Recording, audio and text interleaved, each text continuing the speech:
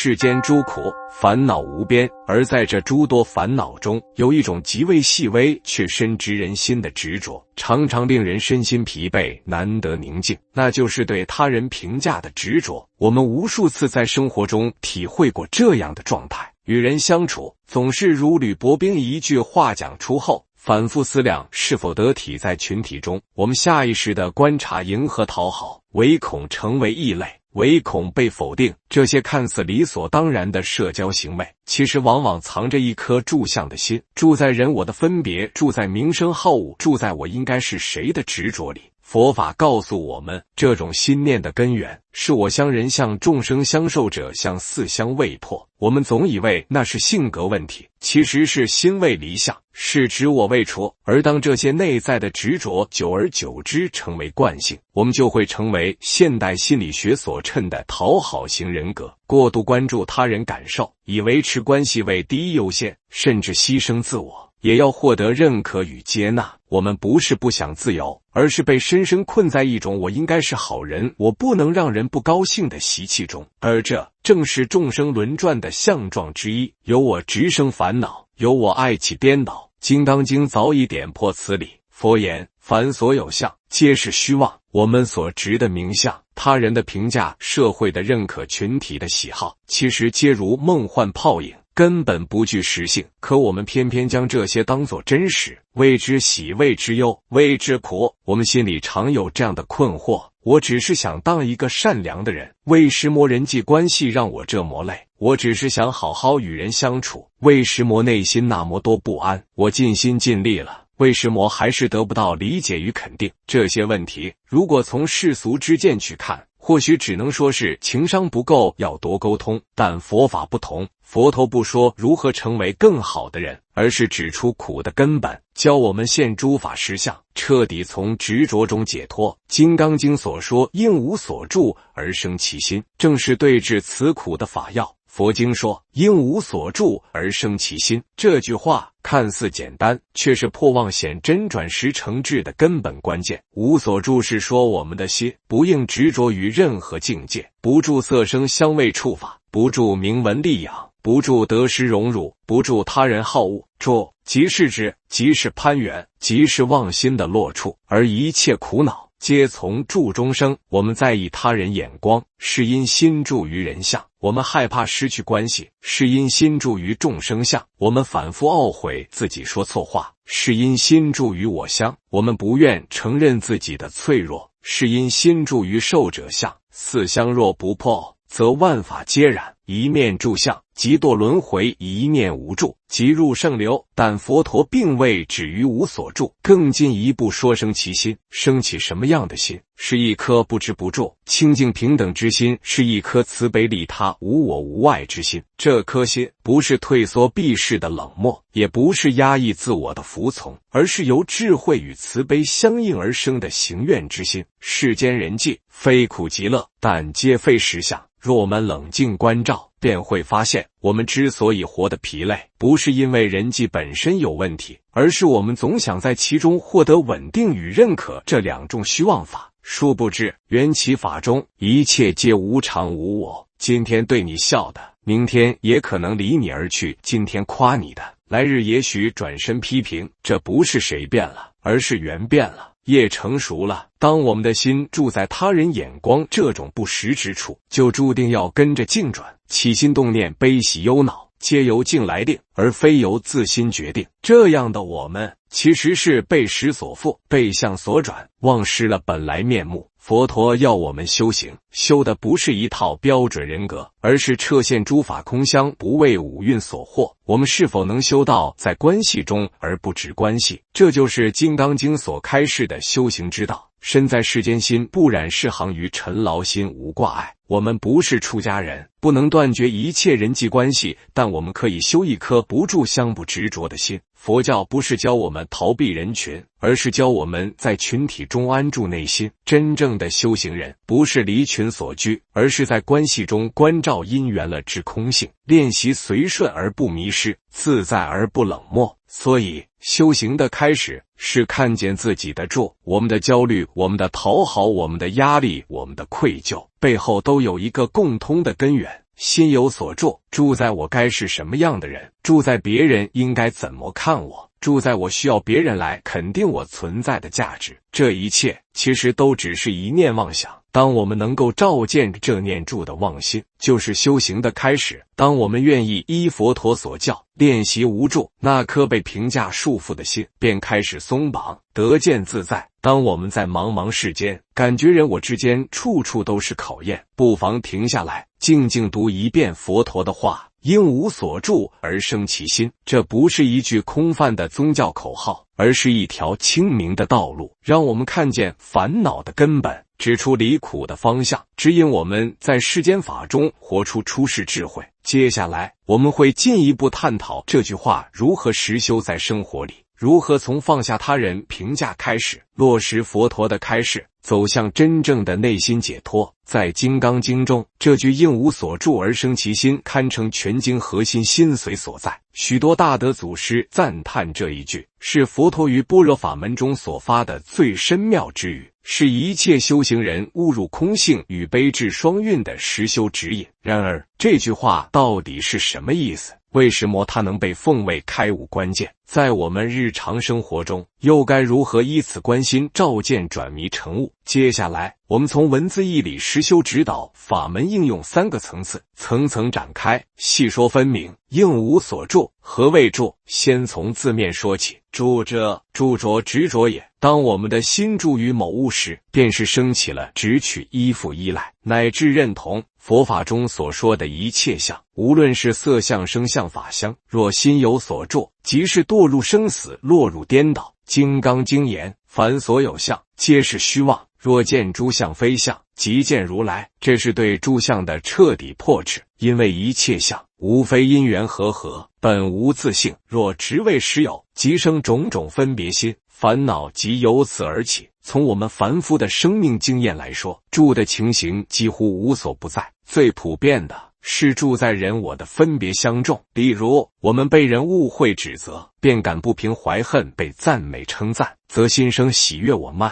这些心念若细细观察，皆是心有所住。住于名于利于情于假象中，住即是烦恼的开端。无所住非空无一物，而是慧观不着。许多人误解无所住就是放空冷漠不关心，甚至误以为佛法鼓励逃避现实不负责任。其实不然，无所住非否定万法存在，而是破除心对万法的执着。正如中论云：因缘所生法，我说即是空，意味是假名，意识中道义。佛法讲缘起性空，不是否定世界有其现象运作，而是指出现象之本质是无常无我，不可执着。因此，无所住不是什么都不做，什么都不理，而是心不着境，虽行万事而心清净。比丘修禅时，面对境界现起，念佛时有声音出现，若住生尘，即乱心；若知生起源生灭，当体即空，即可转念归心。这就是无住的功夫。在生活中也是如此，我们处在家庭、职场、人际关系中，不能逃避，也无需远离，但能练习在应对之中，不被境转，不被情所扰。面对赞美，不贪；面对批评，不嗔；不住于好恶，不着于成败。这就是无住的起点。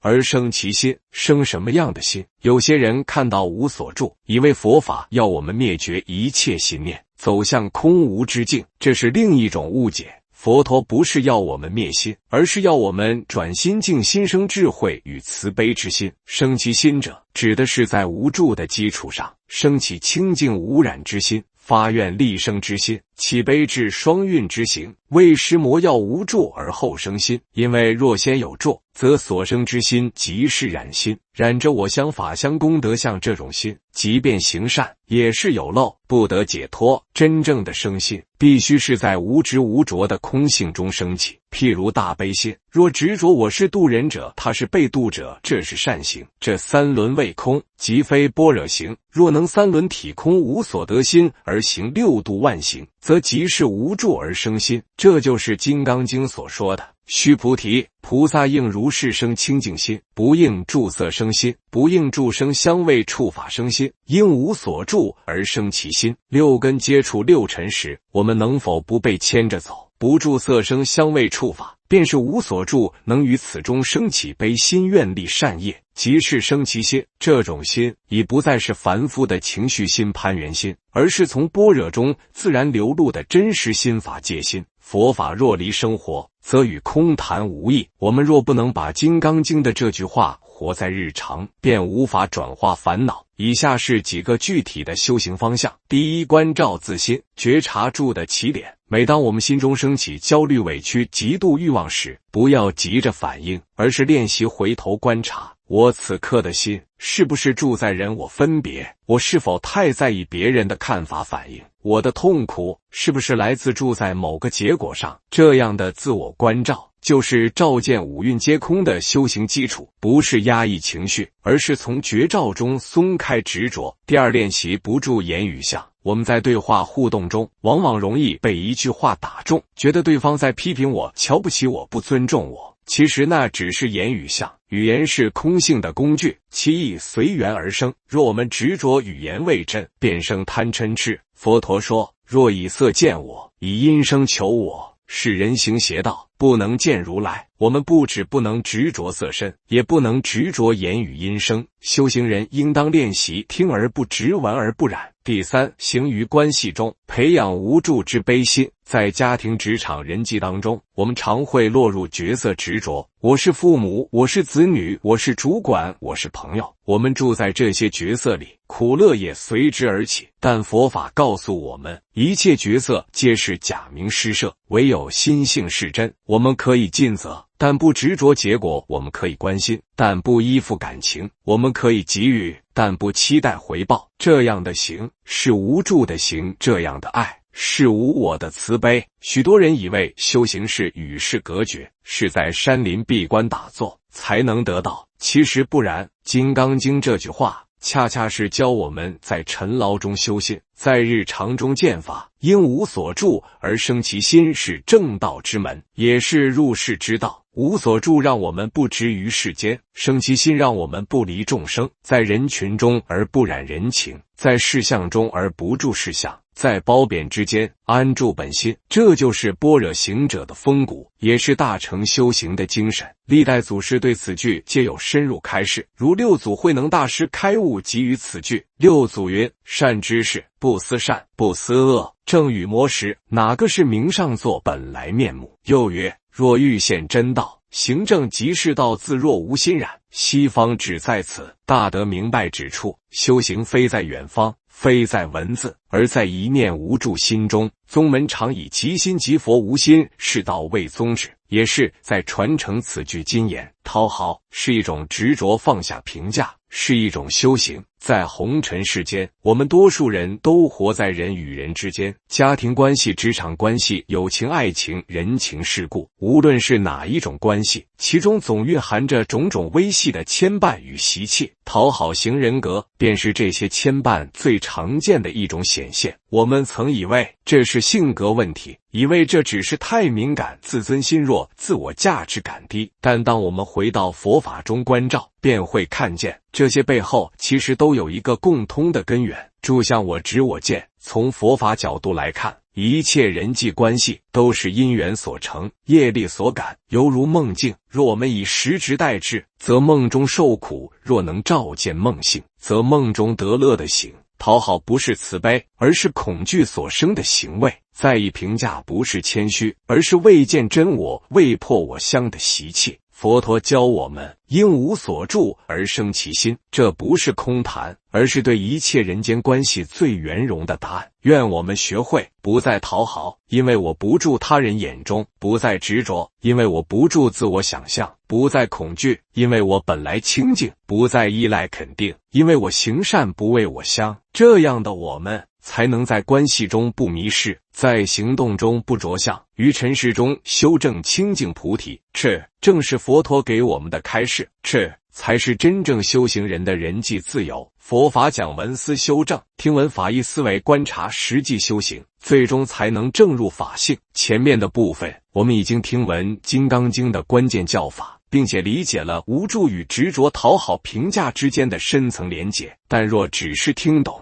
而不落实，便只是多了一层知识，未必减少一分烦恼。修行不是概念的学习，而是习气的转化，而这一转化不在深山古刹，而在日常人我之间，当下一念之中。接下来我们要讨论，当我们深陷在以别人眼光讨好成性，不敢做自己的轮回时，我们可以怎么修？修行的第一步不是改变行为，而是照见心，这是《楞严经》所说的反观本心。当我们与人互动时，心中升起种种感受与想法，例如担心被拒绝、害怕不被喜欢、渴望认同，这些心念若不觉察，就会驱使我们进入习气反应，如勉强答应、不敢说、不一味讨好、过度解释、强颜欢笑。这些反应若从外向来看，也许合群懂事，但若从佛法内观来看，是心助于人，相助于我相，是染于的心在做主。因此，我们第一步要练习的是观心不动，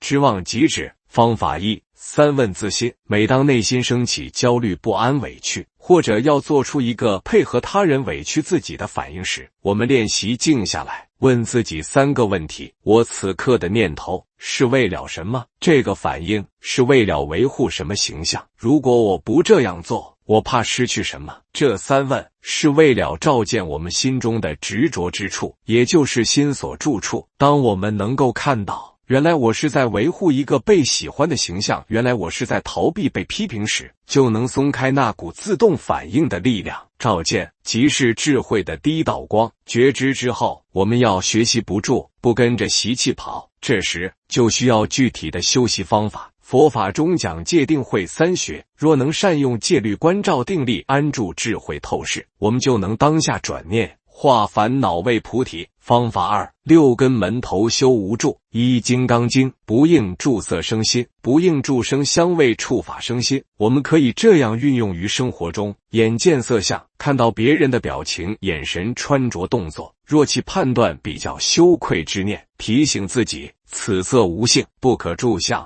耳闻语言，听到别人说我不好，或没有称赞我，心不悦，提醒自己语言如风，缘生缘灭，不可助耳。一触法尘，自己心中妄想他是不是不喜欢我，我是不是不够好，这种意念也是一种法尘，应当观其空性，念头非我，不可住心。这就是六根门头修无住，在感官与思绪活动处练习放下住想，不与之结缘。刚开始会很困难，因为习气深重，但只要愿意每天关照一次，放下一次，就像沙里洗金，久之陷净。很多人在修行初期最容易困惑的是，难道我都不要在乎别人了吗？那是不是太冷漠？这个疑问的根源是因为我们把不住误解成不关心。事实上，无住不是拒绝，而是升华。真正的修行是把情绪性的反应转化为智慧与慈悲的发心。方法3：转心发愿，回向众生。当我们发现自己又开始焦虑、讨好、委屈时，不只是觉知它，也可以进一步转化它。我们可以这样发愿：愿我这一刻的觉察成为利益一切也曾受人评价束缚的众生之力，愿我不再因恐惧评价而失去自我，愿一切众生皆能安住本心，自在喜乐。愿我所行所说不为取悦他人，不为自保，只为发起真实慈悲与智慧。当我们这样发愿时，就将原本束缚我们的情绪转为利益众生的功德。这就是从执我转向无我利他的练习，是菩萨道的开始。修行不怕慢，只怕不真。华严经说，不怕面起，只怕觉迟。我们不是圣人，怎么可能一下子做到完全不在意评价，完全不讨好？这不合实际，也不合佛法中道之意。我们修行的原则不是求快，而是求真。只要我们肯每次起烦恼时，都愿意看见它，关照它，放下一念，哪怕只是片刻不住，都是无量功德。不要小看这一念放下，这一念就是破相的开始，就是入道的入口。金刚经说，若以色见我，以音声求我，是人行邪道，不能见如来。我们若天天从色声中收心，从评价中转心，不但能见如来，更能渐渐与自性清净佛心相应。若你愿意开始实修，这里提供一个简单的每日功课，不需仪式，不用特别场所，5分钟即可。第一，静坐1刻，闭眼端坐，观察自己今日曾被评价所动的场景，默默观想它，然后告诉自己不住于相，放下此念。第二，念诵一句《金刚经》核心偈：应无所住而生其心。念诵3遍，观其意，摄其心。第三，发一愿力，向内发愿，愿我今天面对人我之间，能不执着、不讨好、不惊惧。第四，观息5口气，呼吸5次，随息出入，观心动静，当念起，觉知，不随之走。第五，回向一切，愿此修习不但调伏自己，也利益所有在关系中烦恼的众生。